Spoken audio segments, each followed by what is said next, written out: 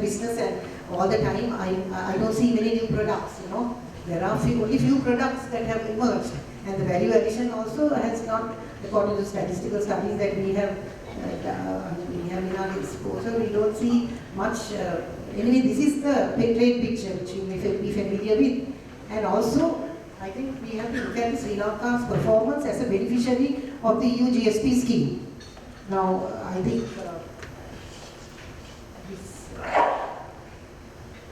yes, you can see in this, which is coming from the European Commission data, there is a passage of time from 2006 to 2014. Please don't look at the 2015 because it is only for 6 months. So we have not been able to get the entire statistics from the EU at the point of presenting this slide. There is, as you can see, a rise from the time we got the GSP Plus in 2005. There is a rise in the utilization in respect of all products from 2006, 2007, 2008, and also there is a slight dip in 2009. And then if you consider the period 2010 to 14, I wonder whether you can see a very huge decline.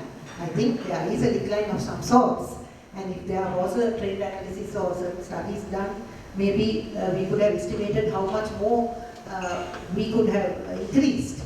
But of course, there is no real dramatic dip. So I think prior to this GSP Plus application being launched, and there have been a lot of polemics. You know, some people, I think, just a while ago, used to say that the total loss emanating from this lack of GSP Plus is US dollar 150 million. I used to hear that figure. I do not know how they got that. And then there, on the other end of the spectrum, GSP Plus is like some mantra. But I think the truth is always somewhere in the middle.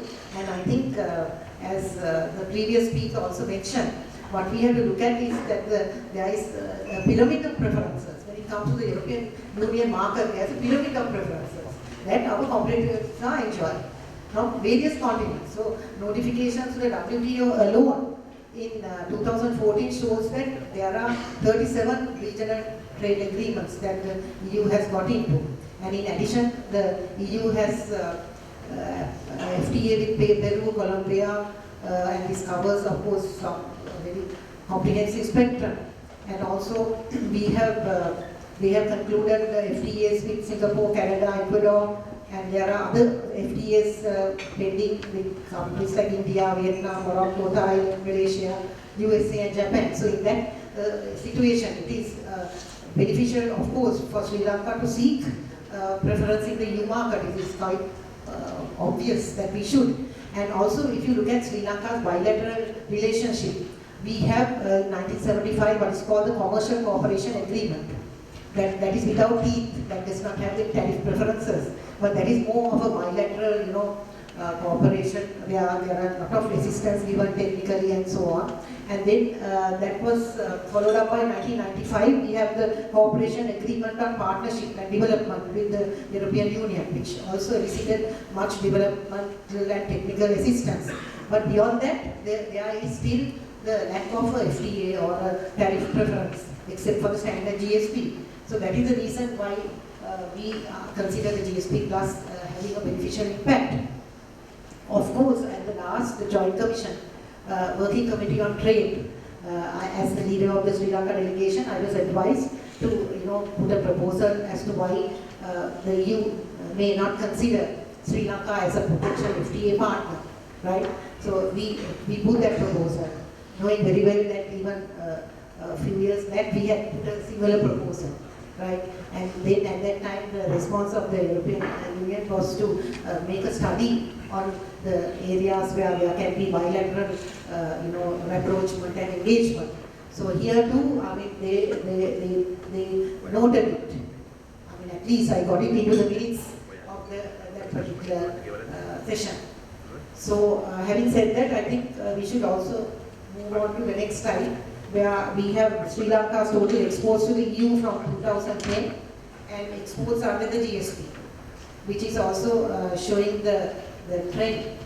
And these are actual figures in euro million, and we have taken it directly from the European Commission records. So we can see that Sri Lanka's total, of course, please regard 2015 because that is for the half yearly, but the rest, you can see in 2012 there was a rise, and or the rise in total figures, and also the utilization rate has hovered at a certain level. The share of Sri Lanka's exports to the EU under GSP as a percentage of total exports to the EU is also another revealing slide. So we have taken the period from 2006 to 2015, right? And in that you can see to what extent the GSP has been utilized. Please bear in mind that up to about 2010, the GSP Plus was in operation. So after that, actually it started to somewhat be at a plateau level. So therefore, I think these are evidence-based facts as to the GSP Plus being an obvious tool for our prosperity in the market. Then also we have to look at maybe not only apparel, although apparel happens to be the largest item that is entering the EU. We have to look at all other products and the utilization rates. We have confined our analysis for the year 2014 because 2015 I think it would be not much changing except for fisheries. So you can see the level of utilization in live plants and other foliage. I think there's a correlation here. What you have to realize is it's not only the tariff that is germane here in the discussion, it is also the rules of origin.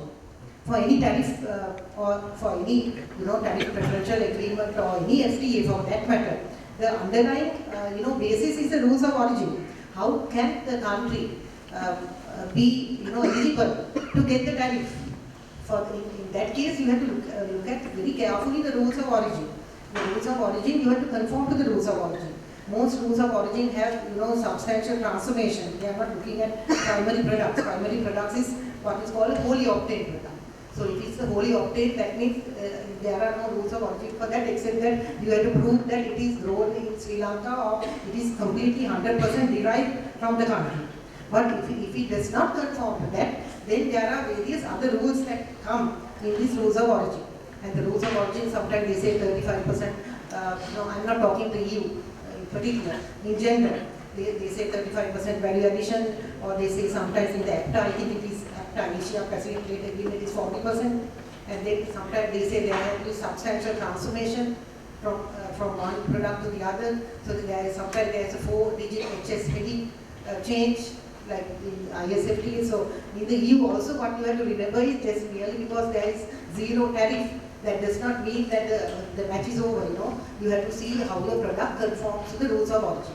And if you have any problem related to the rules of origin, there are officers in the department who will sit with you and run your product through the regulations and sometimes advise you as to how you can become eligible. Right? There are officers like that. You have only to phone and come in, or even if you come without appointment, maybe you might have to wait a little bit more, but that service is available because the Department of Commerce issues about 500 certificates of origin a day.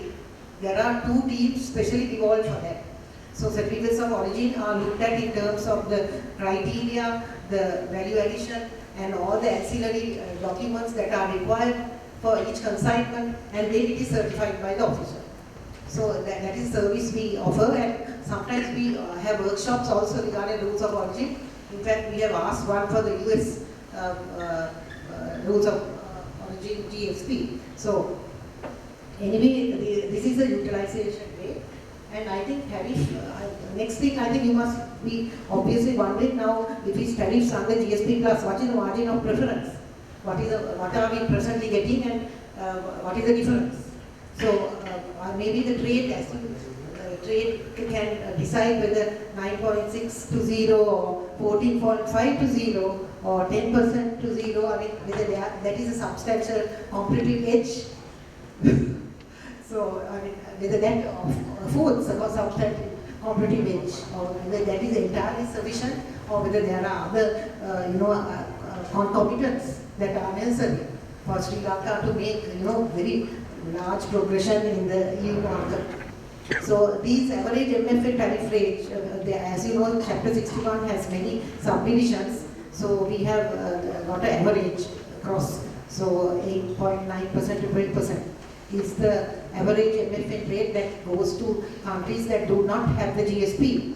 But there is something called the standard GSP that I alluded to earlier. That is what Sri Lanka is at the moment getting. So that column will give what we have at the moment. And then the tariffs under GSP plus, of course, will be zero, will be going to rock bottom. So I think it is for the trade to evaluate the extent to which this concession would be of sustainable value or present value or the short term. So this is another utilization of GSP for apparel exports to EU. As you know, apparel is one of the major segment of our exports to the EU. And I think that is one of the major reasons even why the application started going. I think always it is the JAF who prods the department as to that we should be putting this application. I think from 2003, 2004, I think we have been at the behest, at the end, the Department of Commerce functions at the behest of the private sector. I mean, we are merely a facilitator, right? So with this we have approached this matter with great dedication and commitment, because we are also enthusiastic to get the best for our country in that sense. So the utilization from 2010 for all exports and apparel, I can see a dip. I mean, it has not gone to the full potential. That the same conclusion that we had earlier. I think that if the GSP plus concession was in operation, we could have got much more than what we had. So coming back to the rules of origin criteria under GSP scheme for apparel products, this forum is